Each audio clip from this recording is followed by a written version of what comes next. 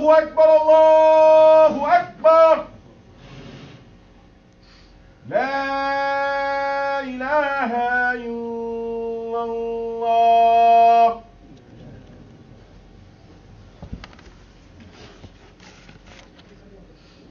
إن الحمد لله نحمده ونستعينه ونستغفره ونعوذ بالله من شرور أنفسنا ومن سيئات أعمالنا.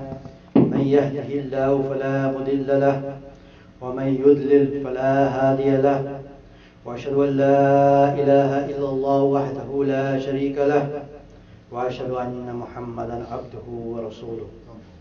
أما بعد، فإن خير الحديث كتاب الله، وخير الهدي هدي محمد صلى الله عليه وسلم، وشر الأمور محدثاتها، وكل محدثة بدعة، وكل بدعة ضلالة، وكل ضلالة في النار.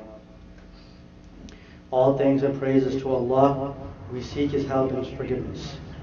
We seek refuge in Allah from whatever evil our hearts conceal, and from the consequences of our evil deeds. Whoever Allah grants guidance will never be led astray, and whoever He leads astray will never find guidance. I bear witness that none is worthy of worship except for Allah, who has no partners, and I bear witness Muhammad sallallahu alaihi wasallam is His slave and His messenger.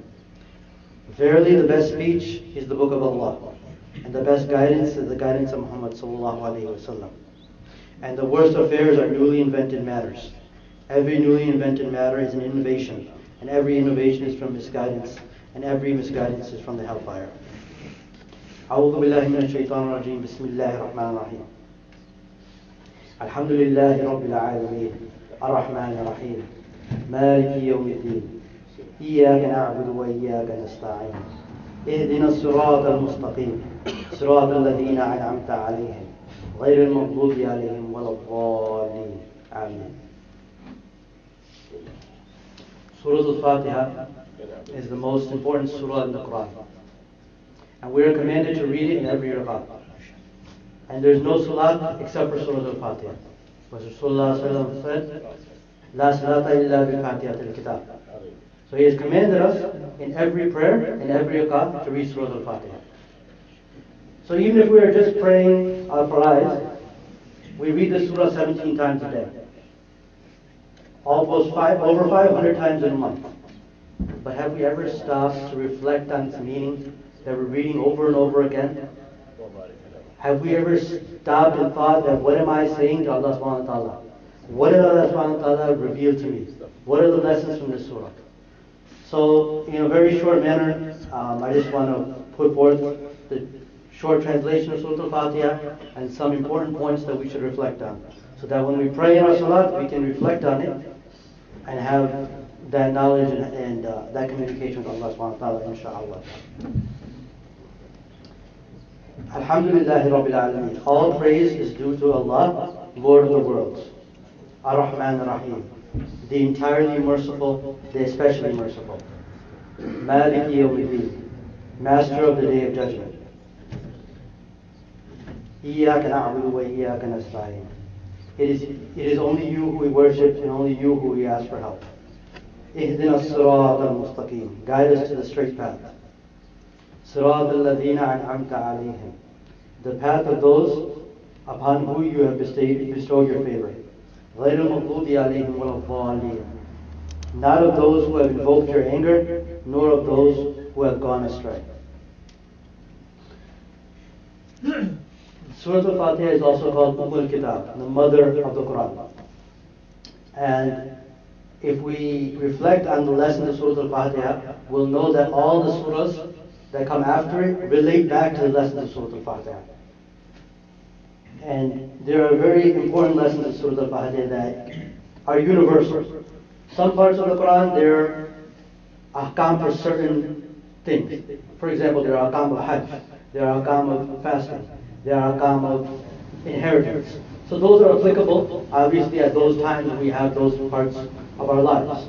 Surah Al-Fatiha is applicable to every single second of our life, whether we're a child, elder, man, woman, whoever we are. Surah Al-Fatiha is applicable to every second of our lives. Surah Al-Fatiha starts with the praise of Allah. Alhamdulillah. Means all types of praise, all types of goodness is for Allah, and for Allah alone. And this is the first lesson for our deen, the first lesson of Tawheed. That all the praise that we give is only for Allah, and we cannot give it to anybody else. So for example, Allah subhanahu wa ta'ala is the creator, Allah subhanahu wa ta'ala is the sustainer, Allah subhanahu wa ta'ala is the master of everything. Allah subhanahu wa ta'ala helps us when we need help. All of these sifat, all of these characteristics are for Allah alone, and we cannot share them with anybody else. This is the first lesson. And who is Allah? Allah. Rabbul Alameen. The master, the sustainer of all the worlds. If we reflect on it, it's amazing. He is the sustainer of the world of the jinn, the world of the humans, the world of the animals, the world of the insects. And He hears every single one of us. And if we all call on Him at the same time, He hears every single one of us, no matter what we're saying to Him. If all of us were to call on Him at the same time, He doesn't get busy. He doesn't say, no, I can't hear you right now. I can't listen like the kings and politicians of this world. No, He listens to us. He listens to us when we're not even speaking. He listens to what's in our hearts. Ar-Rahman Ar-Rahim. And He listens to us with mercy. And He emphasizes on His mercy. Ar-Rahman and Ar-Rahim, they're both the nouns of intensity of it. Means they show a great magnitude of mercy. Ar-Rahim has been translated that it's the mercy that also we see, the mercy that we witness amongst the creation. Rasulullah ﷺ said that Allah subhanahu wa ta'ala has made 100 parts of mercy. 100 parts of mercy. And He revealed and He bestowed one part of mercy upon the creation. And He's kept 99 parts of mercy for Himself on the Day of Judgment. So all that we see, the mother loving her child, the love that a husband and wife have, the love we have for our children, the love that we have for each other, all of these types of mercy and goodness is only one part of the mercy. There was a tabi'i, he used to say that Allah subhanahu wa ta'ala has made 100 parts of mercy, and He's only bestowed one part on the dunya. And look what He's given us. He's given us hidayah. He made us Muslims. He gave us the Quran. He gave us the example of Rasulullah sallallahu alaihi wasallam. He gave us all of this mercy in the dunya. Imagine what kind of mercy He has for us on the Day of Judgment, if we are worthy of that mercy. So we should always think about the mercy of Allah and ask for His mercy. Malik Yawmiddin. He is also the master of the Day of Judgment. So Allah subhanahu wa ta'ala first reminds us of His mercy, and He also reminds us that we have to stand in front of Him. That we have to be fearful of standing in front of Him and giving our account of our deeds to Him. And this is something that we should reflect on. We should think about what we're doing in our lives and how we're going to stand in front of Him. We make so many sins every day, especially with our tongues, backbiting each other, talking bad, lying, cheating. All the things that we do, we know ourselves what we are doing. And just to think that we have to stand in front of Allah subhanahu wa ta'ala and give Him account for this. And this should scare us. We should reflect on this and think about this in every rak'ah. If we think about this in every rak'ah, that we have to stand in front of Allah subhanahu wa ta'ala and give Him account, it'll stop us from making many of these sins. And we have to reflect on this. This is why we're reading this surah over and over again. إِيَّاكَ نَعْبُدُ وَإِيَّاكَ نَسْتَعِينُ. You alone we worship, and You alone we ask for help. And this ayah is the most important ayah of the Surah Al-Fatihah. If you think about it, all of the revelations Allah subhanahu wa ta'ala has sent to all the different prophets, the core of it is the Quran. And the core of the Quran is Surah Al-Fatiha. And the core of Surah Al-Fatiha is إِيَّاكَ نَعْبُدُ وَإِيَّاكَ نَسْتَعِينُ. That You alone we worship and You alone we ask for help. And this is the whole deen in this ayah. That all of our acts of worship, whether it's salat, zakat, hajj, making sacrifice, all of these acts of worship are only for Allah. And we only ask for help from Allah subhanahu wa ta'ala. And in these times, every one of us needs help. Every one of us is facing many different things, whether it's financial difficulties, whether it's difficulties in family, whether it's heartbreak, whatever we're facing. And we run around to other people, we run around looking for the solutions to this. But do we stop and talk to Allah subhanahu wa ta'ala? Do we ask for His help? Do we get down on our knees and ask Him and pray to Him? We know He's the Rabbul Alameen. We know He's the controller of everything, but we don't turn to Him. Why is that? We should turn to Him. We should talk to Him first and ask Him to rectify our affairs and cry in front of Him. Know that He can help you, and only He can help you. I can go to a brother to help me get a job, but only if Allah subhanahu wa ta'ala commands it will that take place. So we need to have this relationship with Allah. This is the most important thing. We need to have a relationship with Allah. إِيَّاكَ نَعْبُدُ وَإِيَّاكَ نَسْتَعِينُ. We have to think about this and worship Him and ask Him for help. اهْدِنَا الصِّرَاطَ الْمُسْتَقِيمَ. So after we have praised Allah subhanahu wa ta'ala, we have recognized His mercy, we have recognized His majesty, and we have recognized that we can only worship and ask Him for help. What do we ask Him for? اهْدِنَا الصِّرَاطَ الْمُسْتَقِيمَ. Guide us to the straight path. And this is the path of Islam. This is the path that takes us from the dunya to Him, to Jannah. اهْدِنَا الصِّرَاطَ الْمُسْتَقِيمَ. And Allah subhanahu wa ta'ala has accepted this dua. And this whole Quran is the jawab, is the answer to اهْدِنَا الصِّرَاطَ الْمُسْتَقِيمَ. We made this dua, اهْدِنَا الصِّرَاطَ الْمُسْتَقِيمَ, and He gave us this Quran. He gave us the example, Uswat al-Hasana Rasulullah sallallahu alayhi wa sallam, who is the living example of the Quran.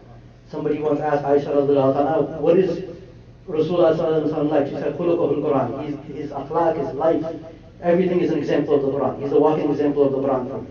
So Allah subhanahu wa ta'ala has given us the Sirat al-Mustaqim. It's upon us to act upon it. It's upon us to act upon it. And that's what the next ayat is about.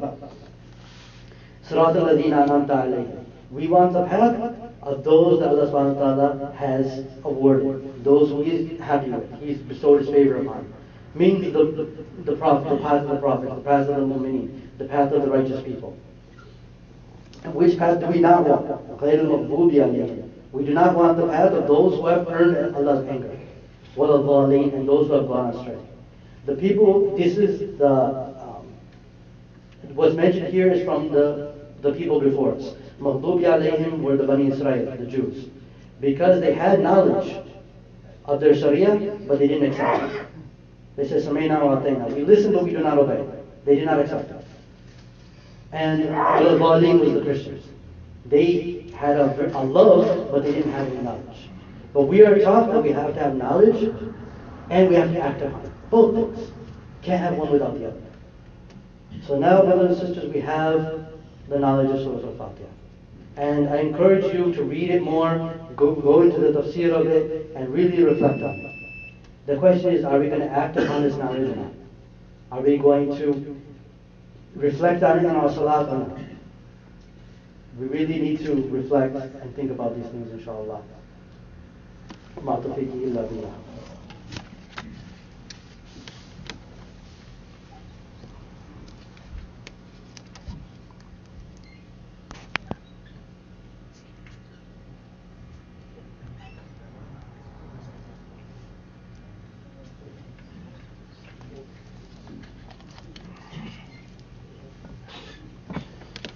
اللهم صل على محمد وعلى ال محمد كما صليت على ابراهيم وعلى ال ابراهيم انك حميد مجيد. اللهم بارك على محمد وعلى ال محمد كما باركت على ابراهيم وعلى ال ابراهيم انك حميد مجيد. O Allah, bestow your mercy upon us. For all the brothers and sisters who are hurting, heal them and help them.